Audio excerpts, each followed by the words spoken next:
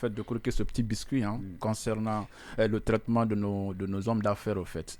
Je pense à Antonio Soiré, je pense que ce qui se passe en Guinée est quand même assez grave. Dans tous les pays, on accompagne les patriotes qui ont pris les risques, qui ont investi pour donner du travail aux nationaux. Mais en Guinée, on a l'impression que la junte a déclaré la guerre aux hommes d'affaires. Les hommes comme Antonio, comme le président du groupe Sonoko, comme Silla Bill Gates, comme KPC, etc., devraient être accompagnés, devraient être accompagnés. Ils ne sont pas du tout parfaits. Dans leur parcours, dans leurs actions, ils ont failli à la loi, mais qu'on les ramène à la loi, mais qu'on ne les chasse pas, qu'on n'essaie pas de les détruire. Et je vous rappelle, ça fait pas une semaine, le Japon, le Premier ministre japonais a gracié le président. Samsung, a gracié le président du groupe Samsung, alors qu'il purgeait une peine de 10 ans. Parce que le pays est en faillite, au fait. L'économie japonaise ne se porte pas bien. On dit, on a quelqu'un en prison qui peut nous aider à relever le pays de l'ornière. Et pendant ce temps, chez nous, les hommes d'affaires sont en train de subir une humiliation, une spoliation.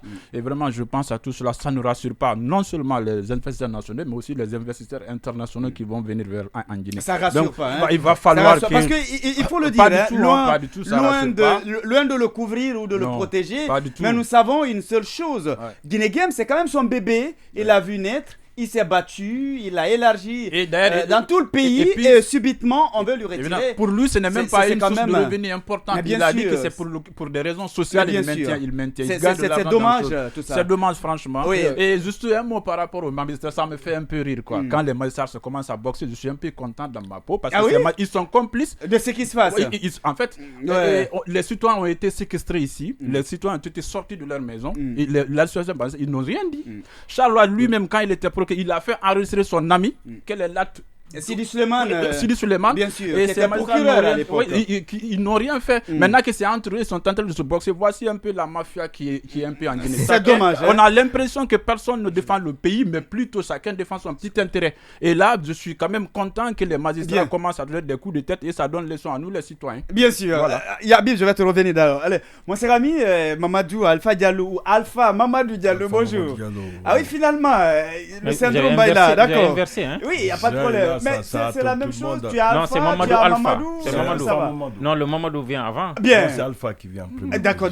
Tu vois, donc j'ai pas tort. Ah oui. Comment ça va? Bonsoir à tout le monde.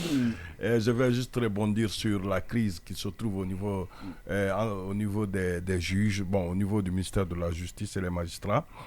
De passage, je précise que vous avez dit juste la dernière fois. Oui, je rappelle simplement que je ne sais pas quel est le texte que M. Wright va faire parce que je n'ai pas vu encore l'arrêté de suspension. D'accord. Voilà, je n'ai pas vu. Vous pouvez voir ça. Mais je ne sais pas quel est le texte qu'il va utiliser pour sanctionner ce magistrat.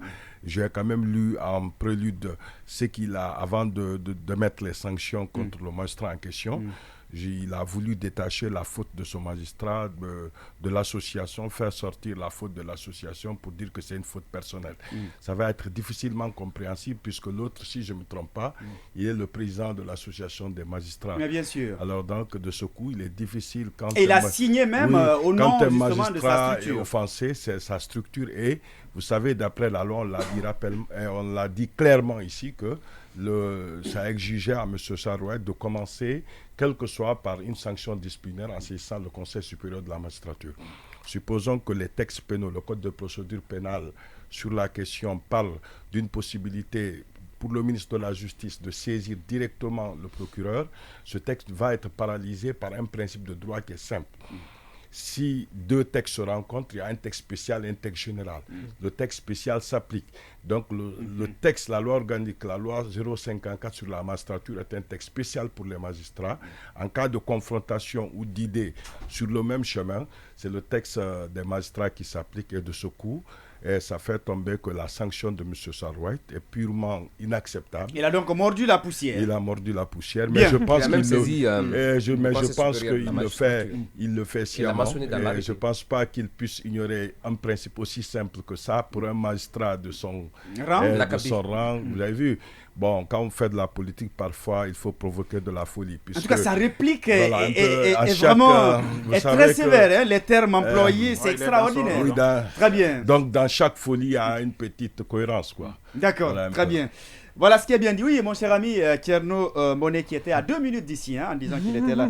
D'accord, oui, comment ça va? Oui, ça va. Je voulais rebondir sur les propos de mon cher Kalom à propos de ces, entre guillemets, manias qu'il faudrait protéger même s'ils sont fautifs. Et moi, je ne suis pas d'accord. Vous savez, il s'agit d'entreprises privées. D'ailleurs, il faut préciser, à mon avis, c'est juste ma compréhension de la chose. Je ne crois pas que Antonio ait créé son bébé Guinée Games et que l'État est tombé sur lui à récupérer Guinée Games. Je ne pense pas que l'État ait récupéré Guinée Games. L'État a récupéré des licences qui était accordé à Guinea Games. La société Guinea Games, non, permettez, je pense que la permission est importante. La société Guinea Games, peut-être c'est Antonio qui l'a créé et sa société lui reste. Et ça lui reste. Maintenant, après, non, c'est important, je pense. Non, les juristes sont avec nous. Quand vous dites qu'on lui a retiré Guinea Games, bon, c'est comme si quelqu'un a fondé une radio. Games sans licence, est-ce que c'est une entreprise? Non, c'est une entreprise, bien sûr. C'est une entreprise qui exploite une licence qu'elle a acquise au niveau de l'État. Donc, ce n'est pas Guinea Games qui a été retiré à Antonio. Ils n'ont pas retiré à Antonio Guinea Games. De l'autre côté, bon, moi, je n'ai pas vu un cadenas qui est sur une porte de Guinea Games. Maintenant, je termine. Je n'ai pas encore vu une porte de Guinea Games cadenassée quelque part pour dire que Guinea Games. Maintenant, ce que je veux dire, c'est que c'est quand même extraordinaire. Il s'agit de Guinea Games qui a contracté avec l'État, qui a une licence, ou je ne sais pas comment ils appellent ça dans leur jargon, une licence avec l'État. Et on a suivi les révélations que vous avez faites dans ce studio avec l'ancienne direction, avec Mme Silla, qui avait interpellé à l'époque la direction de Guinea Games pour faire comprendre même à l'opinion que Guinea Games mentait sur des déclarations de gains qui étaient enregistrées et que selon toujours cette direction-là, il y avait donc une perte, une sorte de saignée pour l'État. L'État ne récupérait pas tout ce qu'il devait récupérer à travers l'activité Guinea Games. Bon, quand un État qui est contractant avec un tiers dans ce cadre-là estime que votre licence est arrivée à terme ou n'importe quelle autre raison décide de récupérer ça, vous en faites un drame et on nous dit dans ce studio non, même si les gens vous allez en faire un drame si les règles dans la matière, je suis d'accord. Si voilà, je peux comprendre qu'on dit non, ça c'est une évidence. Je suis d'accord que le débat soit que l'État, même s'il est dans les clauses contractantes, il a ce principe en finance publique qu'on appelle la clause qu'on appelle, c'est-à-dire que l'État a toujours la possibilité de retirer, mais de toute façon, il y a quand même des règles qu'il faut respecter. Ça, le débat, on peut le faire. Est-ce que l'État a respecté les règles ou pas? Mais non, ce n'est pas parce que quelqu'un emploie, non, il dit que son entreprise, c'est pour... Pourtant, c'est important cet aspect aussi. Non, c'est pas important à mon avis. Non, je ne suis pas d'accord. Okay. Quand quelqu'un exerce une activité et il doit s'assurer que l'activité qu'il exerce, les taxes qu'il doit payer, il les paye régulièrement. Deux, le contrat qu'il a avec l'État, il l'exploite tel que c'est prévu par le contrat et que lorsque le même État décide de récupérer, qu'il accepte de coopérer, de discuter avec l'État et ne pas faire ce mais est-ce que vous savez quand même dans certains pays, il y a même l'État qui vient relever une entreprise qui fonctionne. Ce que vous êtes en train de dire, ce que vous êtes en train de dire, c'est que si moi, aujourd'hui, je crée 10 emplois ou bien 100 000 emplois, parce que j'ai créé 100 000 emplois... L'État a l'obligation de vous protéger, de permettre de sauvegarder la protection, l'État protège même celui qui a 2 emplois. C'est clair. Ça, c'est universel. Mais ce n'est pas une garantie d'impunité. Ce n'est pas une garantie d'impunité. Et on n'est jamais suffisamment fort pour n'aurait pas respecté les règles. Moi, c'est tout ce que je dis. Sinon, je suis d'accord, il faut respecter les principes au niveau de l'État. Non. D'accord, mais parce que vous avez dit systématiquement, vous avez cité Bill Gates, vous avez cité KPC, vous avez cité tel, vous avez dit au Japon, il y a ça. Mais ils sont nombreux. Mais ce n'est pas parce qu'ils sont riches que non, eux, on ne doit pas appliquer la loi le concernant. Bien compris. Oui, Habib voulait réagir sur ça tout à l'heure. Oui, vous savez, je respecte l'opinion de chacun dans ce studio. Mais au-delà de l'opinion, puisque ce n'est pas une opinion qui doit être opposée à une autre, s'il faut, c'est une opinion qui doit être opposée à la réalité. Aujourd'hui, c'est quoi la réalité? C'est quoi l'opinion? L'opinion, c'est le commentaire des uns et des autres dans ce studio. La réalité, aujourd'hui, elle est tout autre. Prenons aujourd'hui au niveau universel. On nous parle d'un concept nouveau qu'on appelle les dragons de l'économie. Les dragons de l'économie aujourd'hui sont des fabrications des États.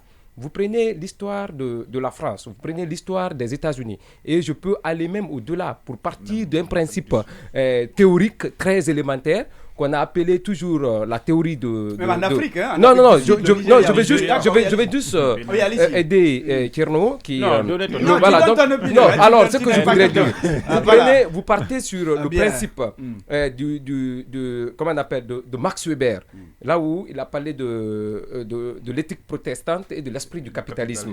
Ça, c'est un ouvrage très illustratif. Il y a un autre qui a travaillé en France qu'on appelle Michel Dramcourt, Les clés du pouvoir. Aujourd'hui, de 1958, on peut même commencer bien avant la 5e République.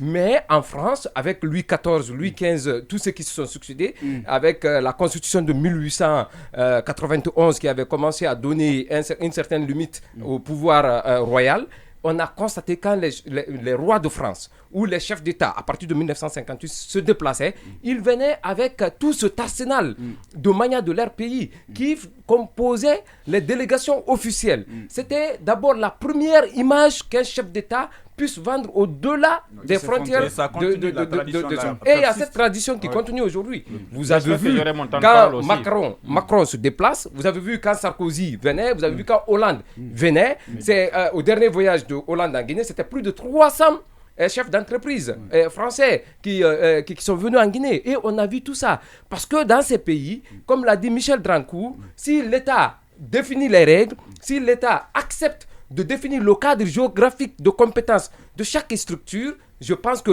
son fonctionnement, son organisation, son développement ne souffrirait d'aucune ambiguïté. Mais très malheureusement, ce qu'on reprocherait aujourd'hui à notre État, l'État veut être à la fois juge et partie. L'État veut être à la fois juge et partie pour en même temps l'État définit les règles et en même temps l'État devient compétiteur. Dans le cas de Guinée, des Jeux de loterie, jusqu'avant l'arrivée de Aminata Sylla, parce qu'on a vu les parades des uns et des autres, on a vu toutes les acrobaties judiciaires, on a même voulu charger Antonio à l'époque, mais un mauvais Antonio guinéen, on le préfère 10 000 fois à un Sénégalais. Je ne suis pas dans la xénophobie, mais je suis dans le principe quand même. La préférence nationale. Oui. Voilà, donc c'est la préférence nationale. Et d'ailleurs, c'est un terme qui est beaucoup revenu dans les campagnes des différents chefs d'État. Ça, c'est depuis 1995 jusqu'à maintenant, quand vous suivez les débats dans les autres pays, on parle de la préférence nationale. Et aujourd'hui, au lieu de construire, au lieu d'aider le monsieur, quelle que soit la forfaiture, quel que soit le mal qu'il aurait commis. Je dis quel que soit. S'il en existait. S'il en existait. Non, mon français, non, quel que soit. Non, mais quel laisse-moi aller. Il va terminer. Quand même, j'ai accepté, je l'ai suivi. Maintenant, ce que je vais dire, quel que soit le mal qu'aurait commis Mamadou Antonio Souaré, nous, Guinéens, on le préfère. Et d'ailleurs, depuis l'annonce de... S'il n'accepte pas le terme fermeture, c'est un braquage. Parce qu'avec la fermeture, on est doux, on est vraiment très légaliste pour accepter le mot. Mais c'est à quoi on assiste aujourd'hui, très malheureusement, c'est l'État qui exprime sa puissance sur un citoyen. L'État veut coûte que coûte, puisqu'on nous parle souvent de la raison d'État. Mais c'est quoi cette notion, la raison d'État? L'État a toujours raison. Oui, l'État a toujours raison. Mais n'oublions pas que Antonio, qu'on est en train de dessaisir, qu'on est en train d'affaiblir aujourd'hui, il y a combien de Guinéens qui vivent à ses dépens? Il y a combien de Guinéens aujourd'hui qui vivent, qui respirent grâce à ses poumons? Vous prenez le cas de Bill Gates, puisqu'on veut parler des dragons nationaux. Vous prenez le cas de KPC. Finalement, combien de Guinéens? Non, mais on l'écoute. Non, oui, mais plus de 10 minutes, tu vas quand même pas aujourd'hui, ce qui est important, ce n'est pas la tête, ce n'est pas ce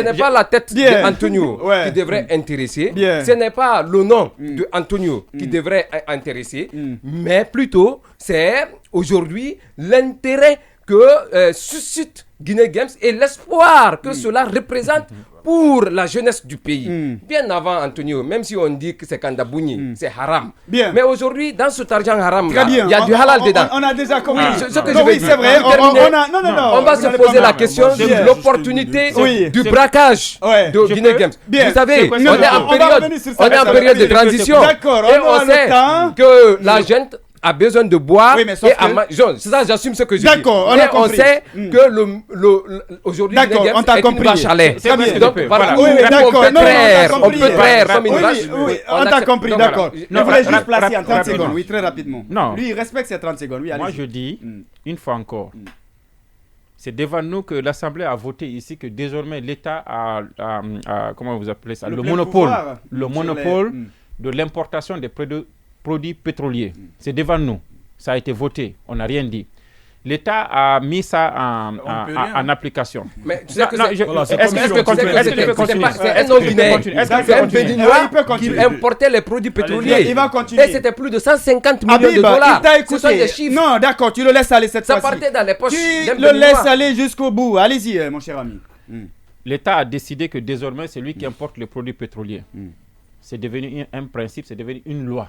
On ne peut pas s'opposer à ça. Ou bien, c'est une loi, on ne s'oppose pas à ça.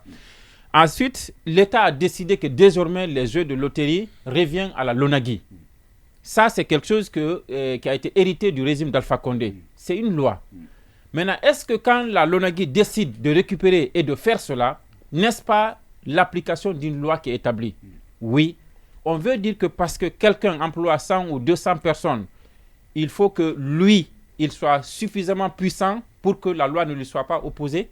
Moi, je pose cette question. Oh. La deuxième question que je m'avais posée, on dit non, préférence nationale ou bien ceci ou cela, mais il y a aussi le respect des lois. Il a été donné, je pense qu'il avait été donné, il avait été donné, je pense, 2 ou 3 mois. Je pense 2 ou 3 mois, il avait été donné à toutes ces sociétés-là qui sont dans ce cadre, parce qu'il ne s'agit pas seulement de Guinée Games. Mais qu'est-ce qu'on a fait? Qu'est-ce qui a été fait? Il y a le principe de il va terminer. Je vais demander à Simakan tout à l'heure de fermer son Finalement, moi, je ne vais pas en parler. Oui, mais vas-y, très rapidement. Oui, vous savez... D'accord, oui. Il n'y a pas de problème, j'accepte. Non, il faut que tu acceptes. Il a accepté, on y va. De toute façon, son micro est fermé. Voilà, je dis une fois encore, ce n'est pas parce que c'est Antonio ou c'est Mamadouba. Antonio dont vous parlez, vous le décrivez comme un 5. Ce n'est pas un 5. Personne n'a fait une description. Attends, je termine. Non, je parle. Il n'y a pas eu quand même de description.